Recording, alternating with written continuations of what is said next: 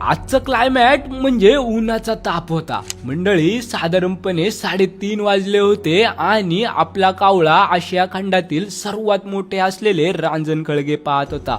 त्यालाच port holes बोललं जातं. तर नमस्कार मंडळी, तर काय चाललंय. तर मंडळी तुम्हाला नक्कीच प्रश्न पडला असेल रांजणखळगे किंवा पोर्ट होल नेमकं काय प्रकारे. तर मंडळी आपल्याला पुढे जाऊन या व्हिडिओमध्ये तेच क्लिअर करायचं होतं.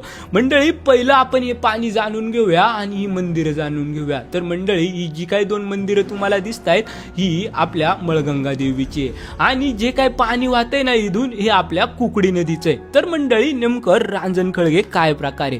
तर मंडळी आपल्या देवाने आपल्या निसर्गाने आपल्याला भरपूर साऱ्या नॅचरल गोष्टी दिल्याच आहे.